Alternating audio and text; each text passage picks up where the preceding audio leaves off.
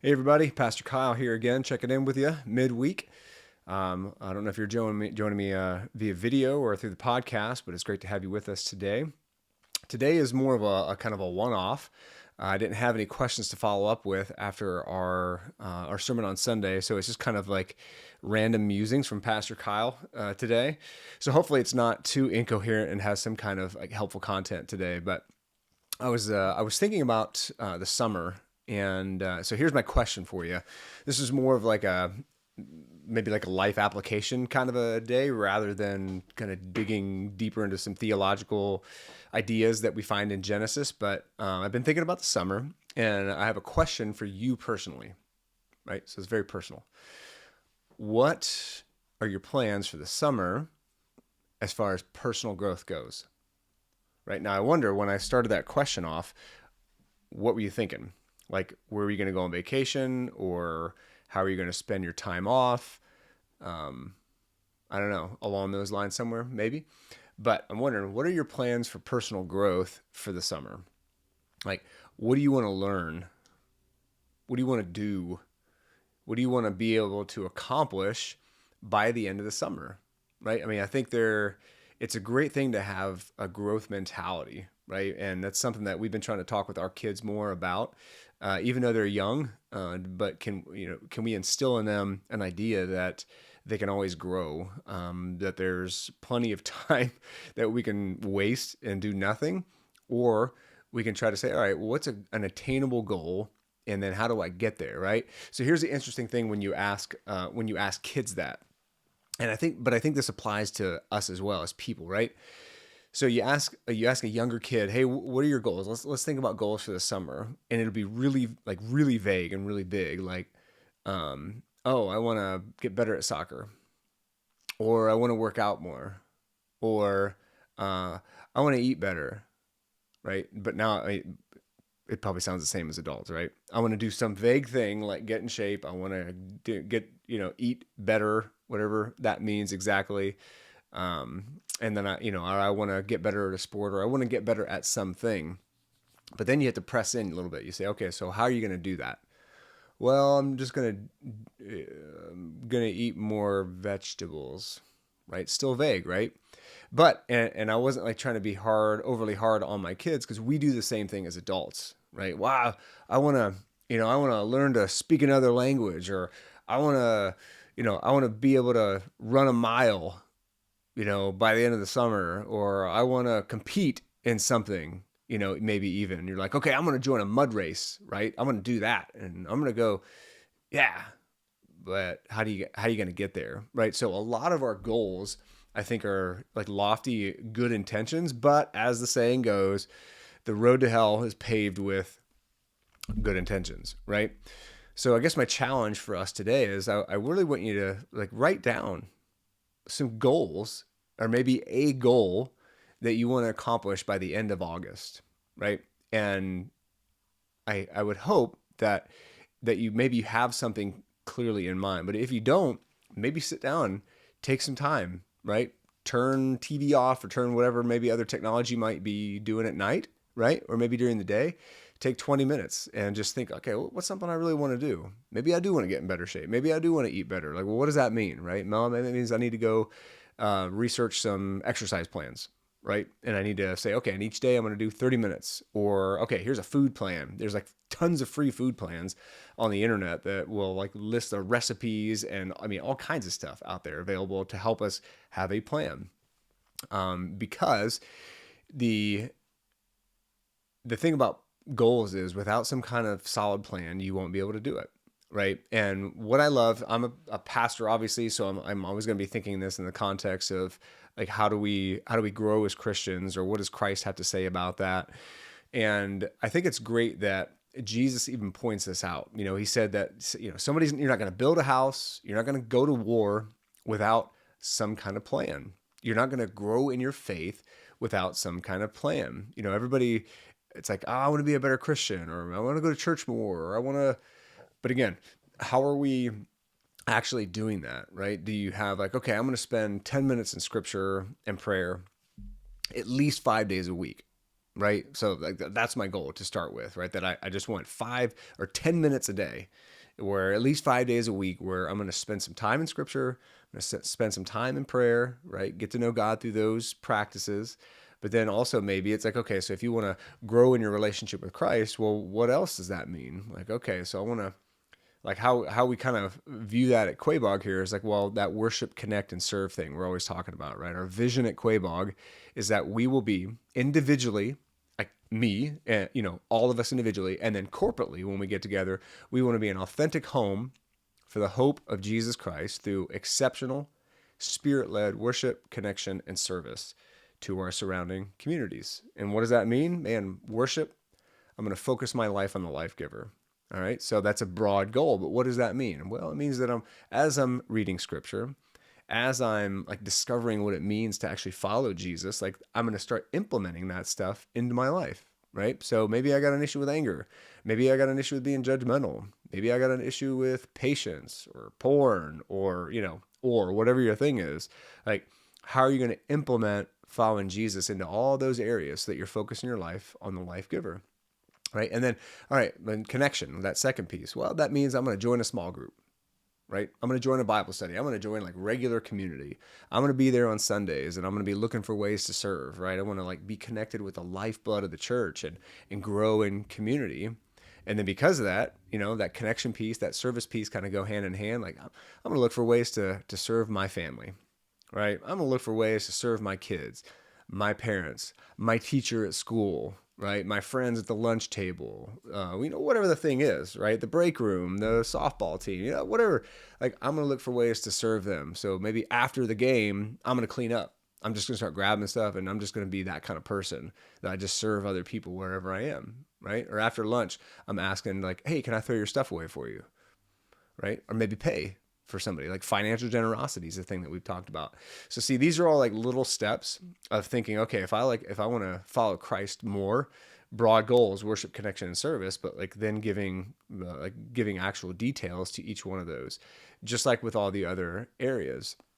And so, again, to just bring us back to the beginning, what are your plans for the summer as far as personal growth goes, right? Not just making plans for things that you want to do or places you want to go, but who are you becoming, right? Because the little things matter and our lives are made up of all the little choices that we make every single day, right? That's our entire lives are made up of that. So my question for you is, what little decisions are you making every day? Are they making you a better person? Are they making the world around you a better person? Are they making your friends better people and your family better people because you are becoming a better person and you're having that kind of an impact on the people around you? But none of that happens by accident, right? You becoming a better person, you becoming the best version of yourself, as a lot of people like to say, that takes effort and it takes intentionality.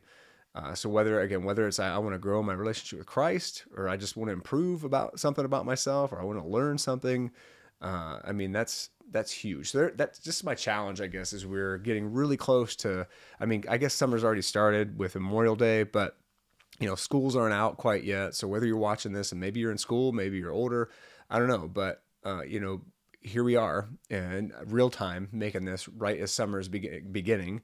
It's the first week of June, right? Right now, kind of the way the week broke up is kind of weird. But so if you're listening to this in December though, right? Because that's kind of the nature of this stuff. Digital media is just because out there. And so if you're accessing this and it's a different time of the year, same question, right? Like, what do you want to accomplish before summer starts? Like what do we want to do? Like, so having these 3 month goals are really, really important, right? Just to understand how we're growing and moving. There's great resources out there for this too. You could listen to or read, depending on what you like, audio or just reading. Atomic Habits is a great book that really, it's kind of a deeper dive into creating good habits. You could also read Chop Wood, Carry Water, another great book that I think is really helpful. It's a story about becoming a ninja, right? So I would totally recommend that book. That's a great resource. And then also another one, and I'm just kind of spitballing things here, books that I read, but And then The Principle of the Path by Andy Stanley. That is a great book too, because it's very story driven. Andy Stanley is a great storyteller, and the whole purpose of the book.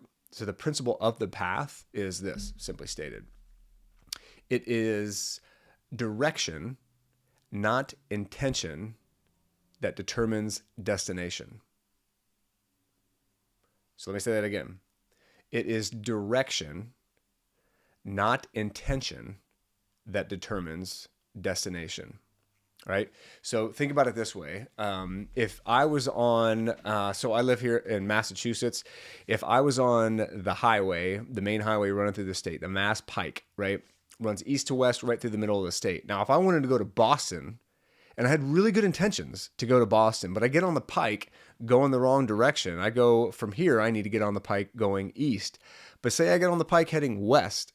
I may have all the best intentions in the world, but because I'm a dope and I just got on the highway in the wrong direction, I'm going to end up in New York. Now, I may have all the best intentions, but it's not my intentions that determine my destination. I'm going to end up in New York because the direction I'm heading determines my destination, not where I think I'm going or not where I want to go, right? And so think about that in your own life. What direction are you actually heading?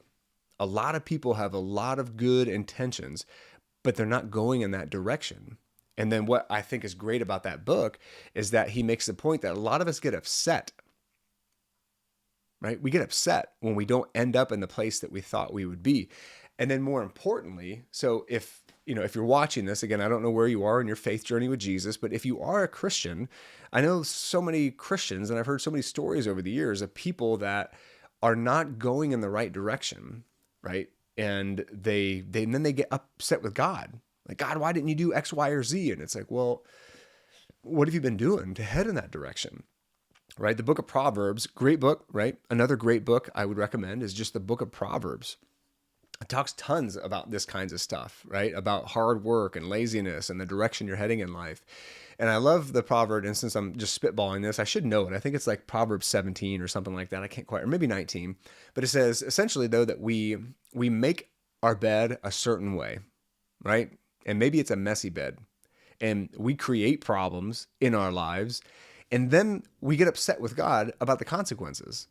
Right. And I think that's so true. It's like we do things in our life. We make choices day to day. Like I said at the beginning, right? It's the little things that we do every day that make up the story of our lives. And sometimes, right? Not always, but sometimes we have consequences in our lives because of the things that we've been doing, because of all the little choices that we've made. And then we're all like, whoa, God, where are you at? God, what are you doing this for? Right? Why is this happening? Why is things so stressful with my kids, right? Why is my job? Everybody seems to hate me here. It's like, like why? Like when I was in school, when I was in junior high, especially, and in elementary, if you know me at all, I was a fun-loving kid. I was a pretty nice kid in elementary school, but I had zero idea how to stay focused for really any period of time at all, right? I was the kid that was going to be looking out the window like, oh man, I wish I could go outside no matter what the weather was, right? I just wished I could be outside. And I was always talking and always laughing. Now, I thought the teachers were out to get me, if I'm honest. I thought they were out to get me.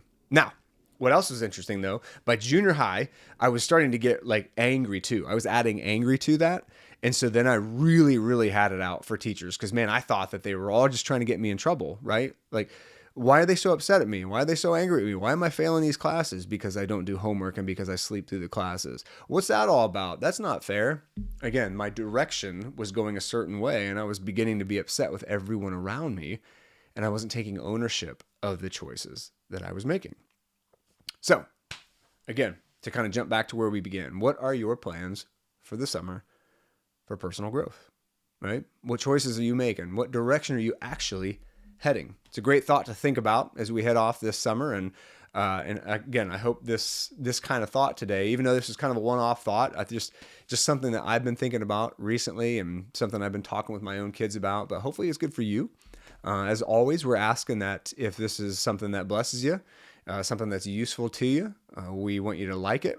and we would like you give a 5-star rating. Will be great if you're listening to this on a podcast, or share it. Right? Just we want to help people see how Jesus interacts with their life. Right? How does faith in Jesus intersect with where we are every day? Right? That our mission. So I stated our vision earlier at this church, but our mission at this church is to love God, love people, and help them start and grow a relationship with Jesus Christ, right? I mean, that's what we exist for, is to help people move forward in the journey, right? In the direction of following Jesus and growing in that relationship. So if this is hitting any of those, if this is ticking any of those things off for you, and it's like, yeah, man, we would love it. You would really help us if you shared this and liked it or rated it, whatever you're reviewing this on, that would be great. But it was awesome seeing you and or being with you or you listening to me.